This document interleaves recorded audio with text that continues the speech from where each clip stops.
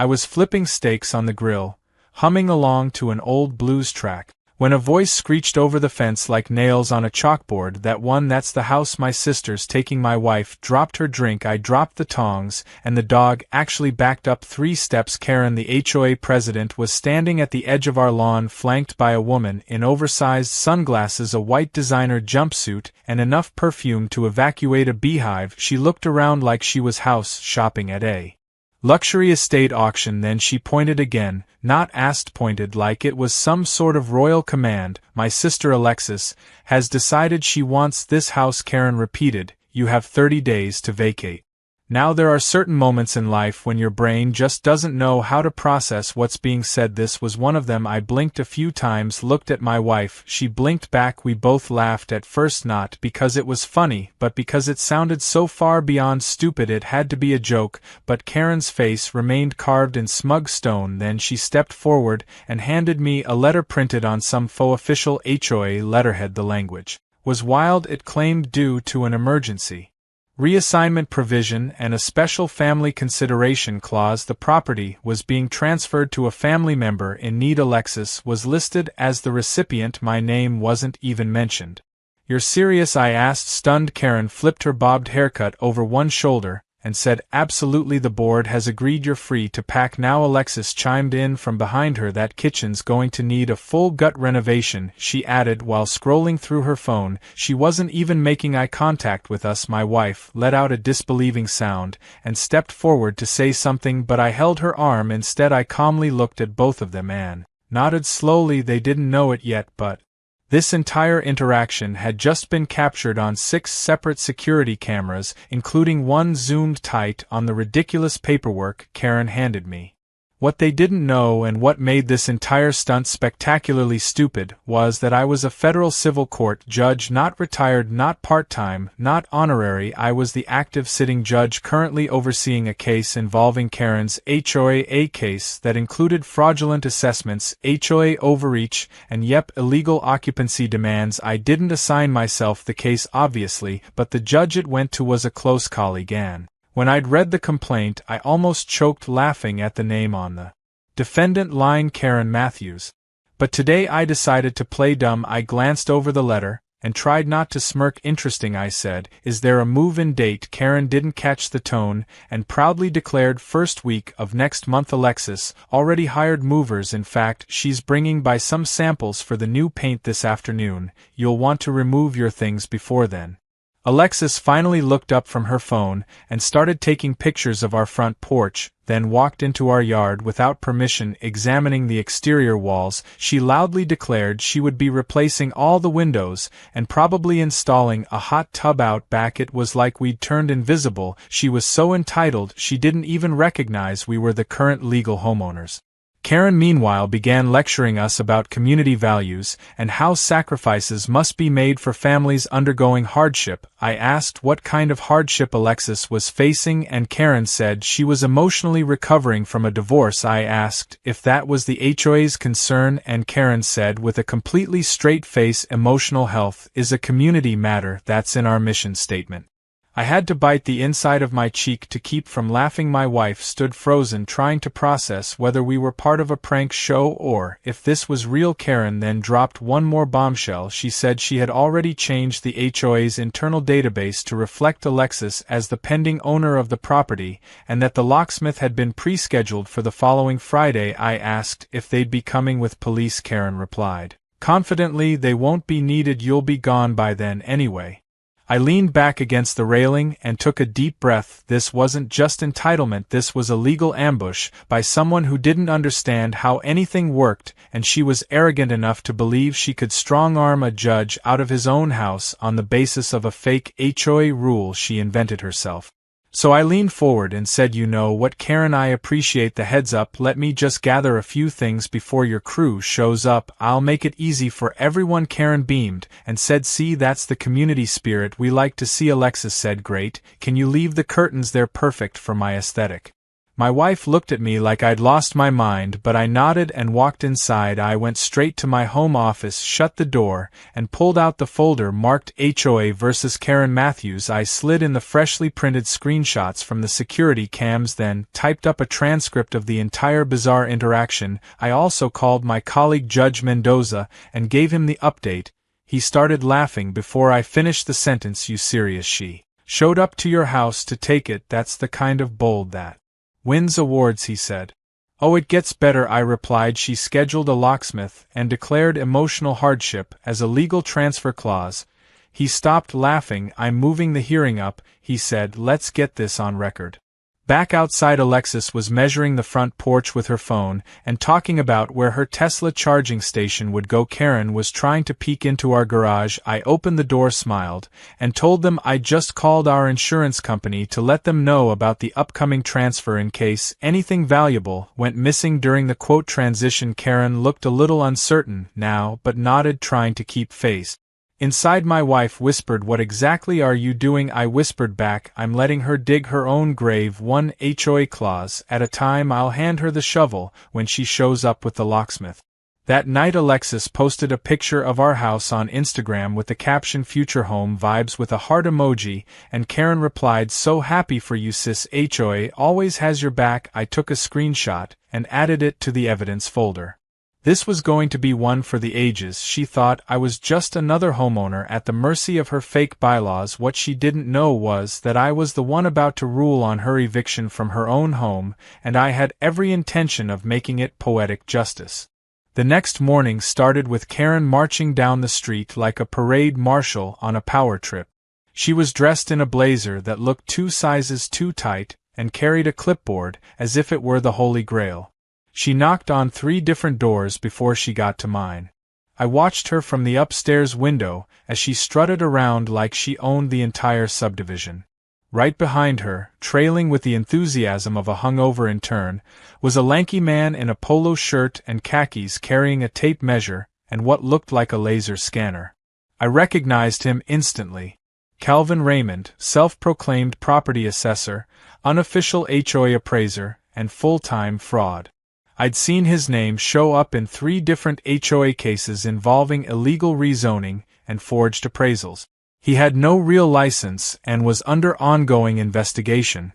And now here he was, ready to appraise my house for Alexis's benefit. I opened the door before they could knock. Karen greeted me with an overly bright smile and announced that she was conducting a readiness inspection.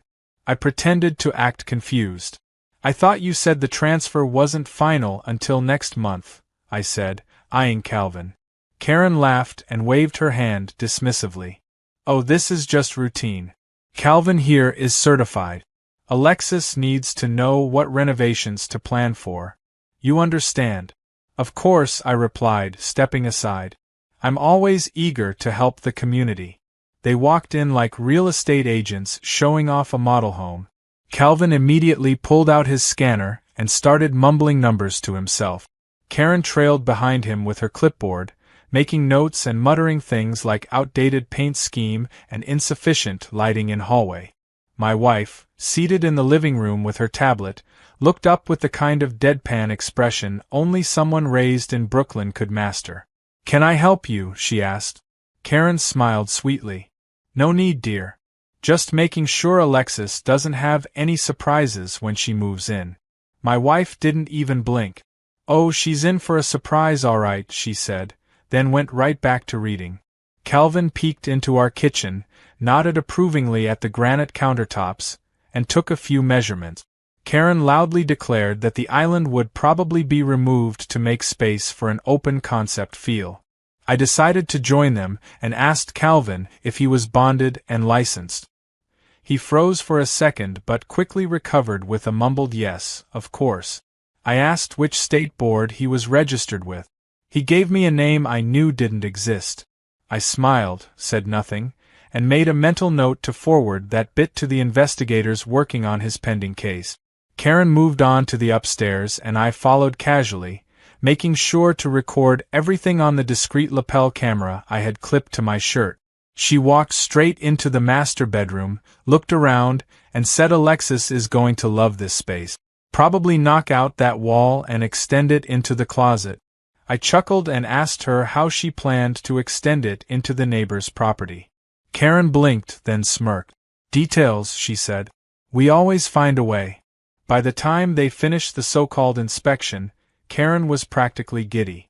She told me the transfer paperwork would be finalized by Friday, and I should start preparing a list of items we intended to leave behind for the new owner's benefit.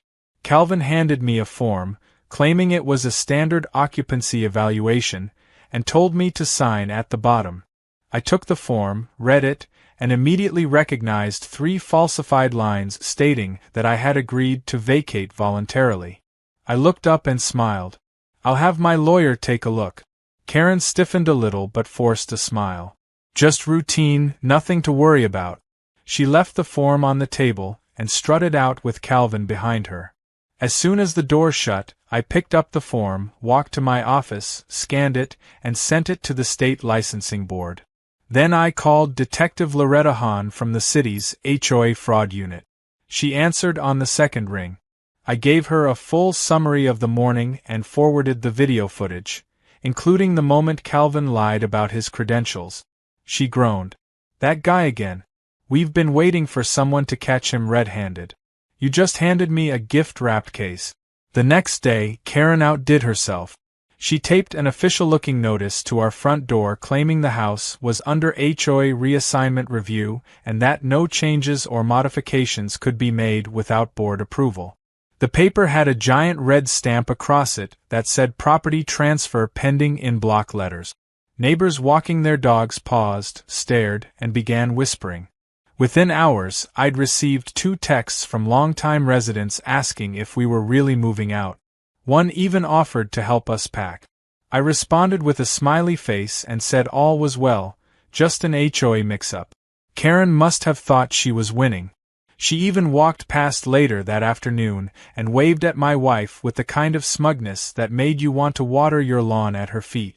What Karen didn't realize was that the court case involving her financial mishandling had just been escalated to federal review after a tip from one of her own board members. I wasn't part of the trial directly, but I had quietly flagged the file for fast-track review. The evidence pile was growing rapidly. Unauthorized assessments, phantom charges, suspicious reimbursements, and now fraudulent property transfers. The prosecutor on the case was a sharp bulldog named Carla Morse, and she didn't like bullies. That evening, I met with 3 HOA board members at a coffee shop downtown. None of them were fans of Karen, and one of them, Margot, was nearly in tears. She said Karen forged her signature on several documents and threatened to fine her for leaking board decisions. The other 2, Reggie and Louis, nodded solemnly. They all confirmed that no such property reassignment clause existed in the bylaws. Karen had made it up on her own. I asked if they were willing to testify. Margot hesitated, but Reggie said flatly, she's ruined lives. Yeah, I'll speak up. We're done living scared of her. I told them everything would be handled legally, and no one would be left hanging. They all agreed to meet again at my house for a formal HOA emergency meeting. Karen wasn't going to like that. By the time I got home, Karen's sister had posted another photo of our house on social media. This one had the caption "Moving Day Countdown Begins" with a heart and sparkle emoji.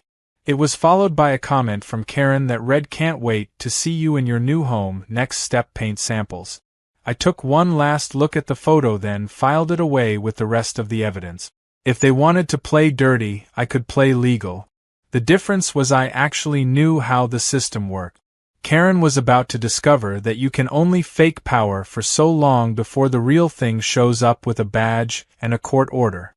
The next week passed with eerie silence from Karen, which only made me more suspicious. It was like the eye of a storm had settled over our street, calm but hiding a whirlwind behind it. I knew she wasn't finished, not even close. Sure enough, on Friday afternoon, I received a group message from one of the HOA board members, Reggie. Apparently, Karen had scheduled an emergency HOA meeting for Sunday. The topic was vague, but Reggie suspected she was trying to legitimize the fake reassignment of my property by getting a rubber stamp vote from the remaining board members who were still scared of her. I responded by offering my home as the new meeting location. If Karen was trying to stage another stunt, I wanted her to do it where I could control the setting, the witnesses, and most importantly, the cameras. Sunday arrived, and with it, an unexpected tension in the air. I made fresh coffee, set out chairs in the living room, and ensured all 6 cameras were rolling. My wife prepared snacks like we were hosting a casual game night.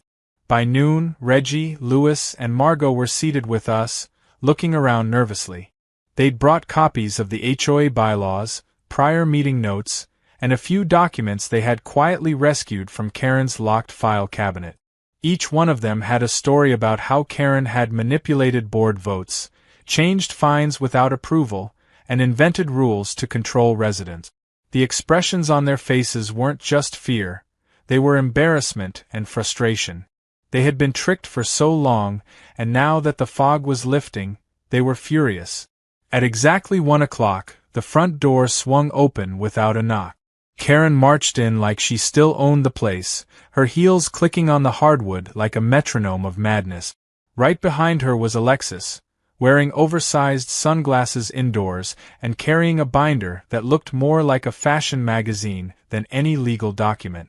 Karen didn't even look at anyone as she walked toward the center of the room and said, "Let's get this started." Everyone looked at me, waiting for my reaction. I simply smiled and said, "Welcome, Karen. Meeting's already in session. Have a seat." Karen scanned the room, immediately noticing that I had taken the head seat.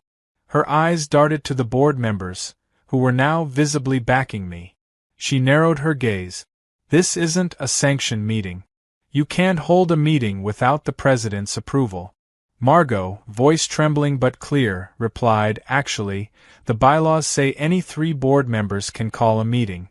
And we did."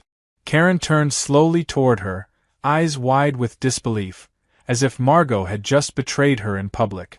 Alexis flopped onto the couch with a sigh and said, "So can we go over move-in timelines? I've already picked out furniture."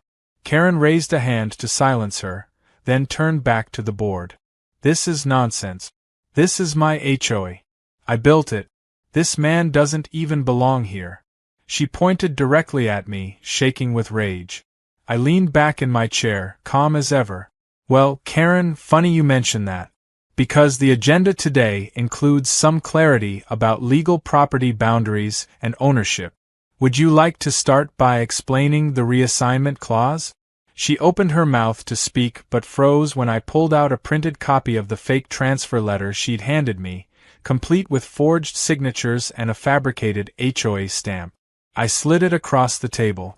"Please, explain how this was approved." Karen's face twitched. "That's internal documentation. You have no right to." Reggie cut her off. "We've never seen that letter. Where did you get that stamp?" Karen's jaw clenched. "It's official HOA property. I have authority." Louis spoke next. "That stamp was decommissioned 2 years ago. You're not supposed to use it anymore." I didn't need to say a word. The board was speaking for me now. I just watched as the walls Karen had built so confidently began to crumble in front of her. Her face went pale. Then she did what all cornered bullies do. She lashed out. She screamed at the board for being cowards, accused them of betrayal, and claimed I was conspiring against her. Then she turned to Alexis and hissed, "We're leaving. These people are insane." Alexis looked up from her phone and asked, "So I'm not getting the house?" Karen didn't answer. She just stormed out the front door with Alexis trailing behind her in a haze of confusion and designer perfume. After they left, I turned to the board members. "That," I said, "is how you dismantle an empire built on intimidation." We spent the next hour organizing documents, drafting an emergency resolution to suspend Karen's presidential powers, and agreeing to file for a full community audit. I offered to connect them with the appropriate legal resources and even draft a preliminary motion to the county's HOA Oversight Board. They were tired but relieved. For the first time in months, they weren't being bullied. Later that evening, as the sun set and the last of the board members left, my wife and I sat on the back porch drinking tea. She looked at me and asked, "So now what?" I smiled. "Now we wait. She'll either escalate or retreat. But either way, she's exposed. And I have everything on record." Just as I finished speaking, my phone buzzed. It was an alert from our security system. Someone was on the front porch. I checked the feed and there she was again, Karen. But this time, she wasn't yelling or waving fake documents. She was sobbing. Her face was streaked with tears, her clothes were disheveled, and she looked 10 years older than she had that morning. She sat on the steps, holding her head in her hands. I didn't go outside. I watched silently as she sat there for 10 minutes before finally walking away into the dark. No car, no Alexis, just her. Something had cracked. I had no doubt she'd be back, but not the same way. The show wasn't over. Not yet. Karen had just realized she'd lost control. And people like her don't handle that quietly. Inside, I reviewed the footage from the meeting and began organizing the files for the upcoming hearings. The story wasn't finished. Karen still had cards to play. But I had the truth, the law, and a court date with her name on it. And this time, she wouldn't be the one pointing fingers. She'd be the one answering questions, with a judge's gavel calling the shots. By Tuesday morning, the entire neighborhood had turned into a living rumor mill. It started with a few subtle glances during dog walks, then turned into whispers at mailboxes, and by mid-afternoon, it was full-blown speculation. People were openly discussing whether Karen had been fired, sued, or run out of town. Someone even claimed she had been arrested, which, while not yet true, wasn't too far from the future. I stayed quiet. I went about my day like nothing unusual had happened, sipping coffee on the porch while neighbors passed by a little too slowly, clearly hoping I'd confirm or deny something. I gave them a polite nod and let their imaginations do the rest. That same day, Margot called to tell me that several HOA members had begun withdrawing automatic payments. Others were demanding to see the books, something Karen had refused to share for years. A petition had begun circulating to formally remove her as president and freeze all HOA spending until a full audit could be performed. She said, almost in disbelief, that people were finally realizing they had been paying into something that didn't make sense. I told her to keep everything documented and suggested she prepare for a transition. Karen's reign was unraveling, and now it wasn't just about my house anymore. It was about everything she had tried to control through fear and manipulation. That evening, I received a package on my porch with no return label. Inside was a manila envelope packed with old financial documents, board meeting notes, and a flash drive. The handwriting on the note simply said, "Thought you should have these." Whoever sent it wanted to stay anonymous, but the files spoke volumes. The drive contained spreadsheets showing Karen had created duplicate invoices and paid herself back for non-existent expenses. One document even showed she used HOA funds to pay a landscaping crew to service her sister's house across town. Another line item covered an Airbnb rental during a supposed conference trip that had no confirmation. The amount of misappropriation was staggering. I forwarded the documents to Carla Morse, the prosecutor assigned to the HOA case. Within the hour, she replied with one sentence, "This is enough for felony charges." The next day, a team from the state auditor's office arrived at the HOA office. They were armed with clipboards, laptops, and a level of determination that only shows up when someone knows they've found a live wire. Karen wasn't there. In fact, she hadn't been seen all morning.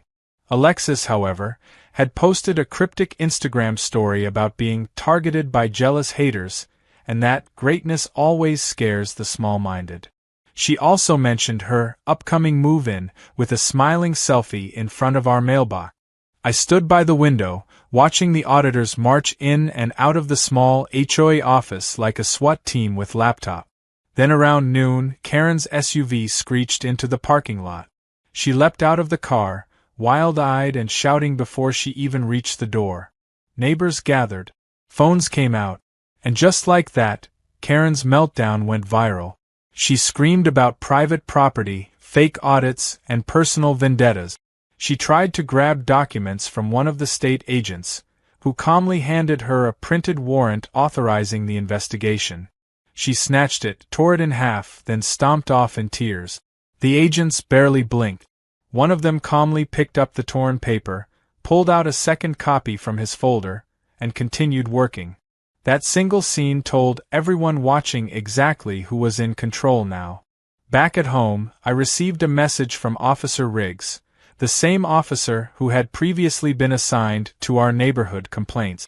He said Karen had tried to file a harassment claim against me and the HOA board. When he asked for evidence, she produced her infamous fake transfer letter and a list of grievances that included statements like, "He's occupying my sister's future home." Riggs told her calmly that not only was the letter forged, but the property was in no legal dispute and the transfer clause she kept referencing did not exist anywhere in municipal code. She apparently left the station in tears, muttering about betrayal and conspiracies. That night, Alexis did what Karen hadn't dared. She made a move. Around 10, our motion sensor lights flickered on. I checked the front camera and saw her standing at the edge of the lawn with a man holding a tool bag.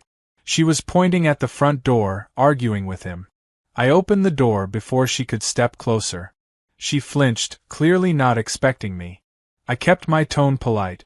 "Can I help you with something?" She forced a smile. "I thought we'd just get a head start on replacing the lock. You'll want to get your stuff out soon anyway." I stepped out onto the porch, phone already recording in my hand. "Alexis, there's no legal transfer, no court order, and no authority giving you any right to this home. Any attempt to enter this property without my permission is criminal trespass." She started to protest, but the man with the tool bag was already backing away toward his van. She called after him, but he was gone. Then she turned to me with fire in her eyes. "This isn't over." I smiled calmly. "You're right. It isn't. But next time you try something like this, you might want to consult a real lawyer instead of your sister." She turned, stormed off, and drove away into the night. 2 days later, the city posted an official notice on Karen's property. Due to unpaid HOA-related taxes and outstanding violations, her house was slated for a lien. An audit summary had been delivered to the local courthouse, and Karen had 48 hours to respond or risk full foreclosure and seizure. It was poetic.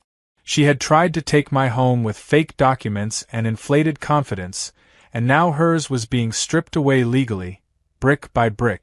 The neighborhood had changed too.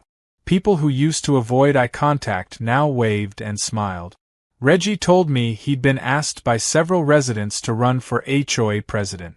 Margot said her daughter slept better now that Karen didn't drive around late at night inspecting trash bins like a lunatic. Even the neighborhood watch chat was more relaxed. One member simply posted 3 words that made everyone laugh. "The witch melted." That evening, as I watered the plants, my wife came out with a bottle of wine and 2 glasses. She sat beside me on the porch and raised hers for a toast. "To the storm that passed." I clinked my glass gently against hers. "And to the one still coming." Because I knew one thing for sure. Karen wasn't going down without a last desperate move. She wasn't the type to accept consequences. Not quietly. Not ever. The final blow came on a rainy Wednesday morning, the kind of overcast sky that made everything feel heavier. I had just poured myself a cup of coffee when I received a call from Carla Morse. Her voice was sharp, direct, and vibrating with purpose. "It's happening," she said. I asked if she meant what I thought, and she confirmed it. Warrants were being served. Charges were being filed. Karen Matthews was finally going to face real consequences for years of fraudulent activity, abuse of authority, and misappropriation of HOA funds. I sat back in my chair and stared out at the wet street, watching the rain streak down the windows like the last curtain closing on her fake empire. 2 black sedans and a city code enforcement vehicle pulled up in front of her house an hour later. Officers in plain clothes approached her front door with purpose. She opened it slowly, confused, her eyes darting nervously. I watched from my porch as they spoke calmly, then handed her a folder thick with documents. I couldn't hear the words, but I didn't need to. Her face said everything. Her lips moved like she was trying to bargain, explain, deflect. Then her legs gave out slightly, and she had to grab the doorframe to stay upright. They didn't cuff her right there, but she was served with an official notice of court summons, civil charges, and a pending criminal case tied to misuse of HOA funds and attempted property seizure under fraudulent pretenses. The neighborhood watched in stunned silence. Later that afternoon, Reggie came over to hand me a copy of the finalized petition to remove Karen as HOA president. It had been signed by over 80% of the homeowners in the community.